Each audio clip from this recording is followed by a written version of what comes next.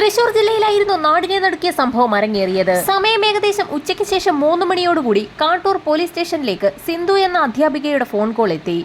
ഇരിങ്ങാലക്കുടയ്ക്ക് സമീപം സന്തോഷ് എന്ന വ്യക്തിയുടെ ഉടമസ്ഥതയിലുള്ള വാടക വീട്ടിൽ നിന്നും അസ്വാഭാവികമായ നിലയിൽ രൂക്ഷഗന്ധം വമിക്കുന്നു. വിവരം കിട്ടിയ ഉടൻ തന്നെ പോലീസ് സംഘം ഇരിങ്ങാലക്കുടയ്ക്ക് സമീപമുള്ള സന്തോഷിന്റെ വീട്ടിലേക്ക് എത്തി. പോലീസ് സംഘം എത്തിയപ്പോൾ തന്നെ പ്രദേശമാകെ ആളുകളെ കൊണ്ട് നിറഞ്ഞിരുന്നു. പ്രധാന വാതിൽ അടച്ചിട്ട നിലയിലായിരുന്നു. വീടിന്റെ പിറകുവശത്തേക്ക് പോയ പോലീസ് സംഘം അടുക്കള വാതിലിൽ തള്ളി നോക്കിയപ്പോൾ അത് അകത്തേക്ക് തുറക്കപ്പെട്ടു. അടുക്കളയ്ക്കുള്ളിലേക്ക് കയറിയപ്പോൾ തന്നെ രൂക്ഷഗന്ധം സഹിക്കവയ്യാതെ പോലീസ് സംഘം മൂക്കും വായും തുണി ഉപയോഗിച്ച് പൊത്തിപ്പിടിച്ചു. അത്രയ്ക്ക് അസഹനീയമായ ഗന്ധമായിരുന്നു അകത്തുനിന്നും വമിച്ചുകൊണ്ടിരുന്നത്. അടുക്കള വാതിൽ കടന്ന് പ്രധാന ഹാളിലേക്ക് കയറിയ ഇൻസ്പെക്ടർ ബൈജു സംഘവും ഒരു നിമിഷം നിന്നുപോയി.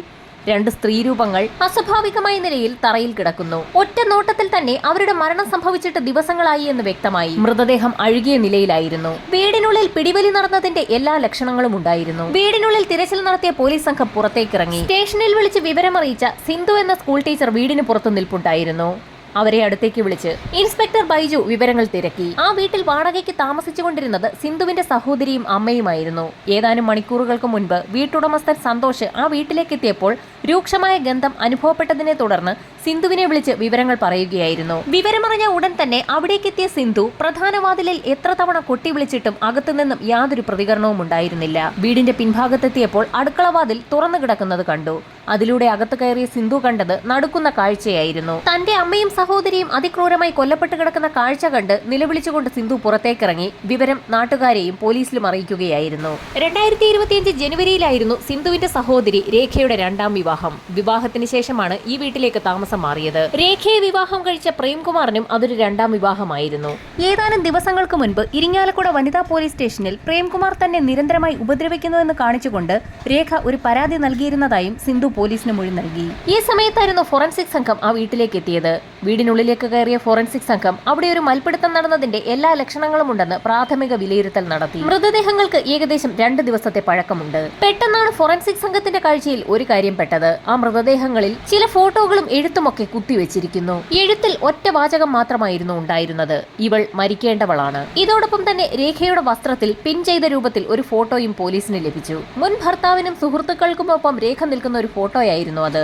ആ വാചകം എഴുതിയിരിക്കുന്ന വ്യക്തി ആരാണെന്ന് കണ്ടെത്തിയാൽ കൊലപാതകങ്ങളിലേക്ക് വേഗം എത്താൻ കഴിയുമെന്ന് പോലീസിന് മനസ്സിലായി. രേഖയും ഭർത്താവും തമ്മിൽ അത്ര നല്ല ബന്ധത്തിലല്ലായിരുന്നു എന്നും പലപ്പോഴും അവർ തമ്മിൽ വഴക്കുണ്ടാക്കുന്നതിന്റെയും മർദ്ദനം നടക്കുന്നതിന്റെയും ഒക്കെ ശബ്ദം നാട്ടുകാർ കേട്ടിരുന്നു എന്നും ചോദ്യം ചെയ്യലിൽ പോലീസിന് മനസ്സിലായി. പോലീസ് വിവരമറിയിച്ചതിനെ തുടർന്ന് ഡോഗ് സ്ക്വാഡ് സ്ഥലത്തെത്തി. മൃതദേഹങ്ങളിൽ മണത്തു നോക്കിയ പോലീസ് നായ റോഡ് വരെ ഓടിയെങ്കിലും തുടർന്നങ്ങോട്ട് അതിന് ഒന്നും ചെയ്യാൻ കഴിഞ്ഞില്ല.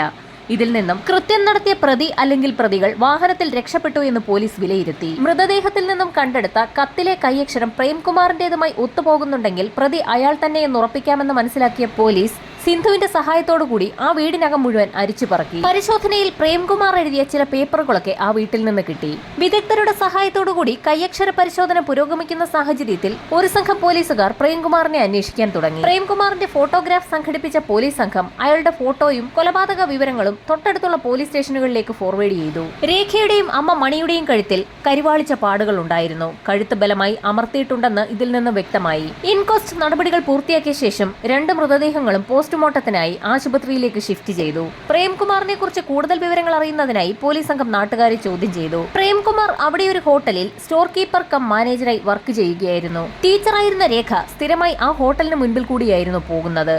അങ്ങനെ അവർ പരസ്പരം കാണുകയും ഇഷ്ടപ്പെടുകയും ചെയ്തു. ആ ബന്ധത്തിൽ വലിയ കുഴപ്പമില്ല എന്ന് തോന്നിയ വീട്ടുകാർ രേഖയുടെയും പ്രേംകുമാറിന്റെയും വിവാഹം നടത്തുകയും പടിയൂരിൽ അവർ താമസമാക്കുകയും ചെയ്തു. പ്രേംകുമാറിനെ കുറിച്ച് അയാളുടെ ജോലി സ്ഥലത്തൊക്കെ പോലീസ് വിശദമായ ഒരു അന്വേഷണം നടത്തി. ഈ സമയത്തായിരുന്നു എറണാകുളം ഉദയംപേരൂർ സ്റ്റേഷനിൽ നിന്നും തൃശൂർ കാട്ടൂർ പോലീസ് സ്റ്റേഷനിലേക്ക് ഒരു ഫോൺ കോൾ എത്തുന്നത്. പ്രേംകുമാറിന്റെ ഫോട്ടോയും കൊലപാതക വിവരങ്ങളും അറിഞ്ഞുകൊണ്ടായിരുന്നു എറണാകുളം സ്റ്റേഷനിൽ നിന്നും വിളിച്ചത്. പ്രേംകുമാർ യഥാർത്ഥത്തിൽ ഒരു കൊലപാതകിയാണ്. നേരത്തെ അയാൾ കൊല നടത്തുകയും ഇപ്പോൾ അയാൾ ജാമ്യത്തിൽ പുറത്തിറങ്ങുകയും ചെയ്തിരിക്കുകയാണ്. ജാമ്യത്തിലിറങ്ങിയ പ്രതിയാണ് രേഖയെ വിവാഹം കഴിച്ച് കൂടെ കഴിഞ്ഞിരുന്നത്. ശരിക്കും നാട്ടുകാരെയും ബന്ധുക്കളെയും ഒക്കെ നടുക്കുന്ന ഒരു ഇൻഫർമേഷൻ തന്നെയായിരുന്നു എറണാകുളം പോലീസ് സ്റ്റേഷനിൽ നിന്ന് ലഭിച്ചത്. വിദ്യ എന്നൊരു സ്ത്രീയെ വിവാഹം കഴിച്ച് വർഷങ്ങളായി പ്രേംകുമാർ ഉദയംപേരൂരിൽ താമസിച്ചു വരികയായിരുന്നു. ആ ബന്ധത്തിൽ പ്രേംകുമാറിന് ഒരു മകനുമുണ്ട്. തന്റെ ആദ്യ വിവാഹം വലിയ കുഴപ്പങ്ങളൊന്നുമില്ലാതെ മുൻപോട്ട് പോയിക്കൊണ്ടിരിക്കുന്നതിനിടയിലായിരുന്നു തന്റെ കോളേജ് സുഹൃത്തുക്കൾ നടത്തിയ ഒരു റീയൂണിയൻ പരിപാടിയിൽ പ്രേംകുമാർ പങ്കെടുക്കുന്നത്. പഠിക്കുന്ന സമയത്ത് തനിക്ക് ഒരുപാട് ഇഷ്ടമുണ്ടായിരുന്ന സുനിത എന്നൊരു പെൺകുട്ടിയെ അവിടെ വെച്ച് പ്രേംകുമാർ വീണ്ടും കാണുന്നു. നഴ്സിംഗ് സൂപ്രണ്ടായി ജോലി ചെയ്യുന്ന സുനിത വിവാഹിതയാണ്. ഹൈദരാബാദിൽ സ്ഥിരതാമസമാക്കിയ സുനിത ആ റീയൂണിയനിൽ പങ്കെടുക്കാനാണ് കോളേജിലേക്ക് വീണ്ടും എത്തിയത്. റീയൂണിയനിലൂടെ സുനിതയും പ്രേംകുമാറും തമ്മിലുള്ള ബന്ധം വീണ്ടും പ്രണയത്തിലേക്ക് വഴിമാറി. പ്രണയം കൊടുമ്പിരി കൊണ്ടപ്പോൾ ഇരുവരും ഒരുമിച്ച് താമസമാക്കാൻ തീരുമാനിച്ചു. അങ്ങനെയാണ് എറണാകുളത്ത് താമസിക്കുന്ന പ്രേംകുമാറും ഹൈദരാബാദിൽ താമസമാക്കിയ സുനിതയും തിരുവനന്തപുരത്തേക്ക് അവരുടെ താമസം മാറ്റുന്നത്. തിരുവനന്തപുരം പേയാട് ഭാഗത്ത് ഒരു വീട് വാടകയ്ക്കെടുത്ത് സുനിതയും പ്രേംകുമാറും അവിടെ താമസമാക്കി. എറണാകുളത്തെ തന്റെ ജോലി തിരുവനന്തപുരത്തേക്ക് മാറ്റപ്പെട്ടു എന്ന് പ്രേംകുമാർ തന്റെ ഭാര്യയായിരുന്ന വിദ്യയെ പറഞ്ഞ് കബളിപ്പിച്ച ശേഷമായിരുന്നു തിരുവനന്തപുരത്തേക്ക് പോയത്. എന്നാൽ സുനിതയാകട്ടെ തന്റെ ഭർത്താവിനോടും കുട്ടികളോടും തിരുവനന്തപുരത്തേക്ക് തനിക്ക് പോസ്റ്റിംഗ് കിട്ടിയെന്നും അവിടെ നഴ്സിംഗ് സൂപ്രണ്ടായി തുടരാമെന്നും എത്രയും വേഗം അവിടെ എത്തണമെന്നും പറഞ്ഞുകൊണ്ടായിരുന്നു ഹൈദരാബാദിലെ വീട്ടിൽ നിന്നും ഇറങ്ങിയത്. തിരുവനന്തപുരം പേയാട് ഒരു വാടക വീട്ടിൽ ഒരുമിച്ച് താമസമാക്കിയ പ്രേംകുമാറും സുനിതയും അവിടെ താമസിച്ചുകൊണ്ട് തന്നെ അവരുടെ ജോലിക്ക് പോവുകയും വരികയും ഒക്കെ ചെയ്തു. അവർ ഭാര്യ ഭർത്താക്കന്മാരാണെന്ന് തന്നെ പ്രദേശവാസികളും കരുതി. ട്രാൻസ്ഫർ കിട്ടിയെന്ന് പറഞ്ഞ് തിരുവനന്തപുരത്തേക്ക് ജോലിക്ക് പോയ പ്രേംകുമാർ ഫോണിലേക്ക് വിളിക്കുമ്പോഴൊക്കെ അയാൾ ഫോൺ എടുക്കാത്തതും സംസാരത്തിലൊക്കെ അകൽച്ച കാണിക്കുന്നതുമൊക്കെ ആദ്യ ഭാര്യയായിരുന്ന വിദ്യയ്ക്ക് സംശയമുണ്ടാക്കി. ഒരു ദിവസം എറണാകുളത്തെ വീട്ടിലേക്ക് പോയ പ്രേംകുമാറിന്റെ ഫോണിലേക്ക് ഏതോ സ്ത്രീ തുടരെ വിളിക്കുന്നത് ഭാര്യയായ വിദ്യയുടെ ശ്രദ്ധയിൽപ്പെട്ടു. വിദ്യ അത് ചോദ്യം ചെയ്തെങ്കിലും സുഹൃത്താണെന്നായിരുന്നു പ്രേംകുമാർ പറഞ്ഞത്. സുനിതയെക്കുറിച്ച് കൂടുതൽ കാര്യങ്ങൾ വിദ്യ ചോദിക്കാൻ തുടങ്ങിയതോടുകൂടി വിദ്യയും പ്രേംകുമാറും തമ്മിൽ വഴക്കായി. തൊട്ടടുത്ത ദിവസം തന്നെ പ്രേംകുമാർ തിരുവനന്തപുരത്തേക്ക് മടങ്ങിപ്പോയി. വിദ്യ ജീവിച്ചിരിക്കുന്നിടത്തോളം കാലം തങ്ങൾക്ക് സുഖമായി തുടർന്ന് ജീവിക്കാൻ കഴിയില്ല എന്ന് മനസ്സിലാക്കിയ സുനിത ചില കാര്യങ്ങളൊക്കെ പ്രേംകുമാറിനോട് പറഞ്ഞു. ഭർത്താവിനെയും ഹൈദരാബാദിലുള്ള കുട്ടികളെയും പൂർണ്ണമായും ഉപേക്ഷിച്ച ശേഷമായിരുന്നു സുനിത പ്രേംകുമാറിനൊപ്പം കൂടിയത്. എന്നാൽ അയാളാകട്ടെ തന്റെ ഭാര്യയോടും മക്കളോടും ഇപ്പോഴും ഒരു ബന്ധം തുടർന്നു പോവുകയാണ്. അതിനാൽ തന്നെ പ്രേംകുമാറിന്റെ തന്റെ വരുതിയിൽ നിർത്താൻ സുനിത തീരുമാനിച്ചു. സുനിത പറയുന്ന കാര്യങ്ങളൊക്കെ ശരിയാണെന്ന് തോന്നിയ പ്രേംകുമാർ ഒടുവിൽ അവരുടെ ആഗ്രഹത്തിന് വഴങ്ങി വിദ്യയെ ഇല്ലാതാക്കാൻ തന്നെ തീരുമാനിച്ചു. അതിനായി ഒരു അവസരം കാത്തിരുന്നപ്പോഴാണ് വിദ്യയുടെ കഴുത്തിൽ ഒരു ഉളുക്കും മുറിവും സംഭവിക്കുന്നത്. തിരുമ്മൽ ചികിത്സയ്ക്ക് പറ്റിയ സ്ഥലമാണ് തിരുവനന്തപുരമെന്ന് പറഞ്ഞ് പ്രേംകുമാർ വിദ്യയെ തിരുവനന്തപുരത്തേക്ക് വരുത്തി. അല്പസ്വല്പം മദ്യപിക്കുന്ന ശീലമുണ്ടായിരുന്നു വിദ്യയ്ക്ക്. തിരുവനന്തപുരത്തെ വാടക വീട്ടിലേക്ക് എത്തിയ വിദ്യയെ സ്നേഹപൂർവ്വം മദ്യം നൽകിയാണ് പ്രേംകുമാർ അവിടേക്ക് സ്വീകരിച്ചത്. അമിതമായ അളവിൽ മദ്യം കുടിച്ച വിദ്യ അപ്പോൾ തന്നെ ബോധരഹിതയായി. ഉടൻ തന്നെ സമീപത്ത് കാത്തുനിന്നിരുന്ന സുനിതയെ പ്രേംകുമാർ അവിടേക്ക് വിളിച്ചു വരുത്തുകയും ഇരുവരും കൂടി ചേർന്ന് വിദ്യയുടെ കഴുത്തിൽ ഒരു ഷാൾ ഇട്ട് മുറുക്കി അവളെ കൊലപ്പെടുത്തുകയും ചെയ്തു. വിദ്യയുടെ മരണം ഉറപ്പാക്കിയ ശേഷം ഇരുവരും കൂടി ആ മൃതദേഹം ബാത്റൂമിനുള്ളിലേക്ക് വലിച്ചിഴച്ചു കൊണ്ടുപോയി അവിടെ ഇട്ടു. വിദ്യയുടെ ശരീരം ചെറു കഷ്ണങ്ങളാക്കി മുറിച്ച ശേഷം സ്യൂട്ട് കേസുകളിലാക്കി വിവിധയിടങ്ങളിൽ കൊണ്ടുപോയി ഉപേക്ഷിക്കാനായിരുന്നു ഇരുവരും ചേർന്ന് നേരത്തെ പ്ലാൻ തയ്യാറാക്കിയത്. പ്ലാൻ അനുസരിച്ച് കയ്യിൽ വാങ്ങി സൂക്ഷിച്ച സർജിക്കൽ ബ്ലേഡുകളൊക്കെ പ്രേംകുമാർ പുറത്തെടുത്തു. വിദ്യയുടെ ശരീരം കീറി മുറിക്കുന്നതിനായി ആ സർജിക്കൽ ബ്ലേഡുകളൊക്കെ നഴ്സിംഗ് സൂപ്രണ്ട് കൂടിയായ സുനിതയ്ക്ക് കൊടുത്തു. വിദ്യയുടെ ശരീരത്തിലേക്ക് സർജിക്കൽ ബ്ലേഡ് വെച്ചതും അസ്വാഭാവികമായ രീതിയിൽ രക്തം പുറത്തേക്ക് പമ്പ് ചെയ്യുന്നത് കണ്ട് ഭയന്നുപോയ പ്രേംകുമാറും സുനിതയും വിദ്യയുടെ ശരീരം കഷ്ണങ്ങളാക്കി മുറിക്കാനുള്ള ആ പ്ലാൻ അങ്ങ് ഉപേക്ഷിച്ചു. തുടർന്ന് എന്ത് ചെയ്യണമെന്നാലോചിച്ച പ്രേംകുമാർ തന്റെ സുഹൃത്തുക്കളിൽ ഒരാളെ വിളിച്ച് കാര്യം പറഞ്ഞു. പ്രേംകുമാറിന്റെ സുഹൃത്തിന്റെ കയ്യബദ്ധം മൂലം ഒരാൾ മരണപ്പെട്ടു എന്നായിരുന്നു അയാൾ ആ സുഹൃത്തിനോട് പറഞ്ഞത്. എന്നാൽ അവർക്കൊപ്പം കൂടാൻ താല്പര്യമില്ല എന്ന് ആ സുഹൃത്ത് പറഞ്ഞു. പക്ഷേ അയാൾ ഒരു വഴി പ്രേംകുമാറിന് പറഞ്ഞു കൊടുക്കുകയും ചെയ്തു.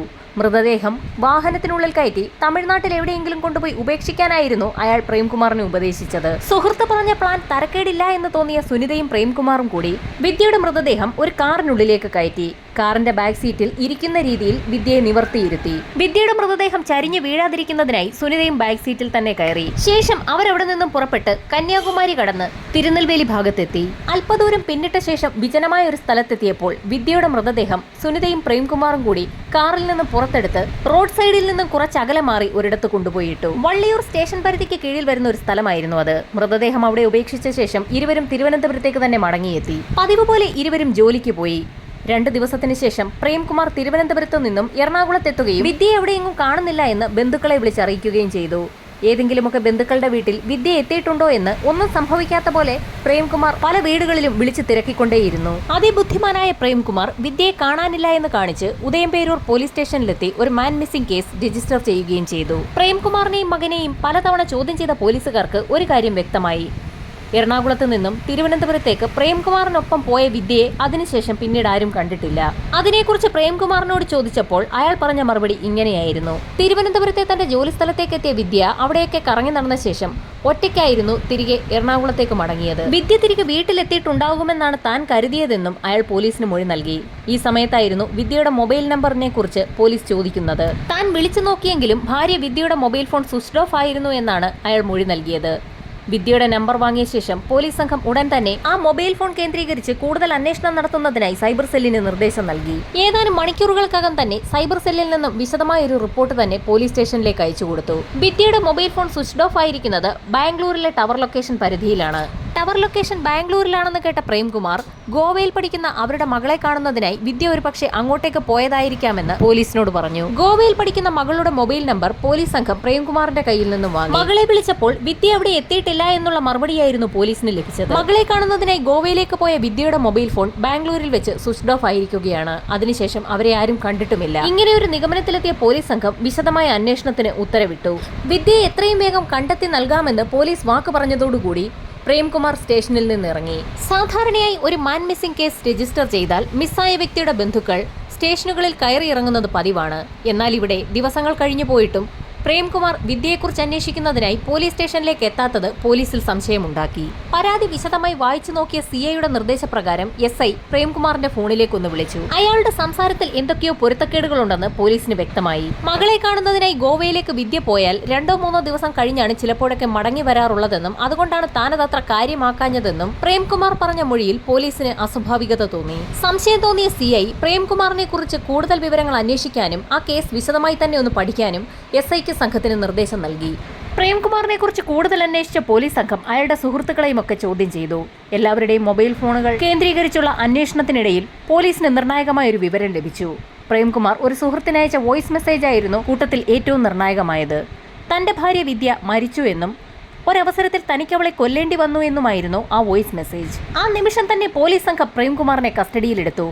വിശദമായ ചോദ്യം ചെയ്യലിൽ ഭാര്യ വിദ്യയെ താനും സുഹൃത്തായ സുനിതയും ചേർന്ന് കൊലപ്പെടുത്തിയെന്നുള്ള വിവരം പ്രേംകുമാർ പോലീസിനോട് തുറന്ന് സമ്മതിച്ചു. സുനിതയെയും പോലീസ് കസ്റ്റഡിയിലെടുത്തു. ഇരുവരെയും വിശദമായ ചോദ്യം ചെയ്യൽ നടത്തിയ ശേഷം തെളിവെടുപ്പിനായി മൃതദേഹം ഉപേക്ഷിച്ച തിരുനെൽവേലി ഭാഗത്തുള്ള വള്ളിയൂരിലേക്ക് അവർ പുറപ്പെട്ടു. വള്ളിയൂർ സ്റ്റേഷനിലെത്തിയ പോലീസ് സംഘം ഒരു സ്ത്രീയുടെ അജ്ഞാത മൃതദേഹം ലഭിച്ചിട്ടുണ്ടോ എന്നുള്ള കാര്യം പോലീസ് സ്റ്റേഷനിൽ തിരക്കി. ഏതാനും നാളുകൾക്ക് മുൻപ് വള്ളിയൂർ ഭാഗത്തു നിന്നും അജ്ഞാതയായ ഒരു സ്ത്രീയുടെ മൃതദേഹം ലഭിക്കുകയും 1 മാസത്തോളം അത് മോർച്ചറിയിൽ സൂക്ഷിക്കുകയും ചെയ്തിരുന്നു. ആരും അന്വേഷിച്ചു വരാത്ത സാഹചര്യത്തിൽ മൃതദേഹത്തിന്റെ എടുക്കാവുന്നത്ര ഫോട്ടോഗ്രാഫ്സും മറ്റ് തെളിവുകളും മാറ്റിവെച്ച ശേഷം ആ മൃതദേഹം പിന്നീട് സംസ്കരിക്കുകയും ചെയ്തു എന്നുള്ള വിവരമായിരുന്നു വള്ളിയൂർ സ്റ്റേഷനിൽ നിന്നും കേരള പോലീസിന് ലഭിച്ച വിവരം. വള്ളിയൂർ പോലീസ് സ്റ്റേഷനിൽ സൂക്ഷിച്ചിരുന്ന വസ്ത്രങ്ങളും ആഭരണങ്ങളും മൃതദേഹത്തിന്റെ ഫോട്ടോയുമൊക്കെ വിദ്യയുടേതാണെന്ന് പ്രേംകുമാർ പോലീസിന് മൊഴി നൽകി. സുനിതയുടെയും പ്രേംകുമാറിന്റെയും അറസ്റ്റ് രേഖപ്പെടുത്തിയ പോലീസ് സംഘം ഇരുവരെയും റിമാൻഡ് ചെയ്തു. അപ്പോഴും പോലീസിനുണ്ടായിരുന്ന ഒരു സംശയം വിദ്യയുടെ മൊബൈൽ ഫോൺ എങ്ങനെ ബാംഗ്ലൂരിലെത്തി എന്നുള്ളതായിരുന്നു. പ്രേംകുമാറിനെ വിശദമായി ചോദ്യം ചെയ്തപ്പോൾ അക്കാര്യവും പുറത്തുവന്നു. വിദ്യയെ കൊലപ്പെടുത്തിയ ശേഷം അവളുടെ മൊബൈൽ ഫോൺ അതുവഴി കടന്നുപോയ ഒരു ട്രെയിനിന് മുകളിലേക്ക് വലിച്ചെറിയുകയായിരുന്നു. ബാംഗ്ലൂർ എത്തിയപ്പോൾ ചാർജ് തീർന്ന മൊബൈൽ ഫോൺ അവിടെ വെച്ച് സ്വിച്ച് ഓഫ് ആവുകയായിരുന്നു. ലോങ് റൂട്ടിലോടുന്ന ഒരു വാഹനത്തിലേക്ക് മൊബൈൽ ഫോൺ വലിച്ചെറിയുന്നതിനുള്ള ഐഡിയ ദൃശ്യ സിനിമയിൽ നിന്നാണ് തനിക്ക് ലഭിച്ചതെന്നുകൂടി പ്രേംകുമാർ പറഞ്ഞതോടെ പോലീസ് ആകെ അമ്പരന്നു. അങ്ങനെ ആ കേസ് മുൻപോട്ട് പോകുന്നതിനിടയിൽ പ്രേംകുമാറും സുനിതയും ജാമ്യത്തിലിറങ്ങി.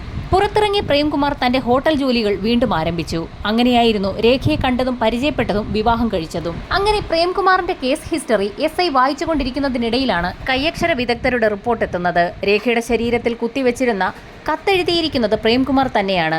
ഇതിൽ നിന്നും രേഖയെയും അവളുടെ അമ്മ മണിയെയും കൊലപ്പെടുത്തിയത് പ്രേംകുമാർ ആണെന്ന് പോലീസിന് വ്യക്തമായി. എത്രയും പെട്ടെന്ന് പ്രേംകുമാറിനെ പിടികൂടാൻ തീരുമാനിച്ച പോലീസ് സംഘം അയാളുടെ ഫോട്ടോ പ്രിന്റ് ചെയ്ത് വിവിധയിടങ്ങളിൽ പോസ്റ്ററുകളായി ഒട്ടിച്ചു. മലയാളത്തിനു പുറമെ ഹിന്ദിയിലും പ്രേംകുമാറിന്റെ ഫോട്ടോയും വിവരങ്ങളും ഉൾപ്പെടുത്തിയ പോസ്റ്റർ ഇന്ത്യയൊട്ടാകെ പോലീസ് സംഘം പ്രചരിപ്പിച്ചു. പ്രേംകുമാറിന്റെ രഹസ്യമായിട്ടുള്ള ഫോൺ വിളികളും സ്ത്രീകളുമായുള്ള ബന്ധവുമൊക്കെ രേഖയ്ക്ക് സംശയമുണ്ടാക്കിയിരുന്നു. അതിനെ ചൊല്ലി പലപ്പോഴും അവർ തമ്മിൽ തർക്കവും ഉണ്ടായിട്ടുണ്ട്. അവർ തമ്മിലുള്ള വഴക്കിന്റെ മറ്റൊരു പ്രധാന കാരണം രേഖയുടെ ജോലിക്ക് പോക്ക് കല്യാണം കഴിഞ്ഞതോടുകൂടി പ്രേംകുമാർ വിലക്കിയിരുന്നു. ആദ്യമൊക്കെ അത് സമ്മതിച്ചെങ്കിലും പോകെ പോകെ തനിക്ക് ജോലി അത്യാവശ്യമാണെന്നുള്ള കാര്യം തിരിച്ചറിഞ്ഞ രേഖ ജോലിക്ക് പോകണമെന്ന് തന്നെ വാശി പിടിച്ചു. നിർബന്ധം സഹിക്കവയ്യാതെ ഒരു ഹോട്ടലിലെ റിസപ്ഷനിസ്റ്റ് ജോലി രേഖയ്ക്ക് പ്രേംകുമാർ ശരിയാക്കി കൊടുത്തു. PSCയുടെ പല റാങ്ക് ലിസ്റ്റുകളിലും ഉൾപ്പെട്ടിട്ടുള്ള രേഖയ്ക്ക് ടീച്ചറായി തന്നെ ജോലി ചെയ്യാനായിരുന്നു താല്പര്യം. മറ്റുള്ള ആളുകളുമായി രേഖ ഇടപെടുന്നതും അടുക്കുന്നതുമൊക്കെ ഒഴിവാക്കുന്നതിന് വേണ്ടിയായിരുന്നു പ്രേംകുമാർ ജോലിക്ക് പോകുന്നതിൽ നിന്നും രേഖയെ വിലക്കിയിരുന്നത്. ഇതൊക്കെ അവർ തമ്മിലുള്ള വഴക്കിന് ആക്കം കൂട്ടി. രേഖ തന്റെ സ്വൈര്യ ജീവിതത്തിന് തടസ്സമാകുമെന്ന് മനസ്സിലാക്കിയ പ്രേംകുമാർ പ്ലാൻ ചെയ്ത് നടത്തിയ ഒരു കൊലപാതകമാണിതെന്ന് പോലീസിന് വ്യക്തമായി. ഈ സമയത്തായിരുന്നു പോസ്റ്റ്മോർട്ടം റിപ്പോർട്ട് പുറത്തു വന്നത്. രേഖയെയും അവളുടെ അമ്മയെയും കഴുത്ത് ഞെരിച്ചാണ് കൊലപ്പെടുത്തിയിരിക്കുന്നതെന്ന് പോസ്റ്റ്മോർട്ടം റിപ്പോർട്ടിൽ വ്യക്തമാക്കിയിട്ടുണ്ട്. രേഖയുടെ മരണം സംഭവിച്ച ശേഷം അതിന് സാക്ഷിയായ മണിയെ കൂടി പ്രേംകുമാർ ഇല്ലാതാക്കുകയായിരുന്നു. ആ വീട്ടിൽ നിന്നും പ്രേംകുമാറിന്റെ നിരവധി സിമ്മുകളാണ് പോലീസ് കണ്ടെടുത്തത്. അവയൊക്കെ രേഖയുടെയും മണിയുടെയും പേരിൽ എടുത്തിട്ടുള്ളവയായിരുന്നു. സ്വന്തം പേരിൽ ഒരു സിം കാർഡ് പോലും പ്രേംകുമാർ എടുത്തിരുന്നില്ല. പ്രതി പ്രേംകുമാറിനെ കുറിച്ചുള്ള വാർത്തകൾ പത്രങ്ങളിലും ടിവികളിലും ഒക്കെ വന്നതോടുകൂടി ആ സിമ്മുകളിലേക്കൊക്കെ നിരവധി സ്ത്രീകളാണ് വിളിച്ചുകൊണ്ടിരുന്നത്. ഇതിൽ നിന്നൊക്കെ അനവധി സ്ത്രീകളുമായി ബന്ധം പുലർത്തിയിരുന്ന ഒരാളായിരുന്നു പ്രേംകുമാർ എന്ന് പോലീസ് നിഗമനത്തിലെത്തി. അയാളെ പിടികൂടുന്നതിനായി പോലീസ് സംഘം വലവിരിച്ചിരുന്നു എങ്കിലും കഴിഞ്ഞ ദിവസം ആത്മഹത്യ ചെയ്ത നിലയിൽ പ്രേംകുമാറിന്റെ മൃതദേഹം കേദാർനാഥിൽ നിന്നും കണ്ടെത്തുകയായിരുന്നു.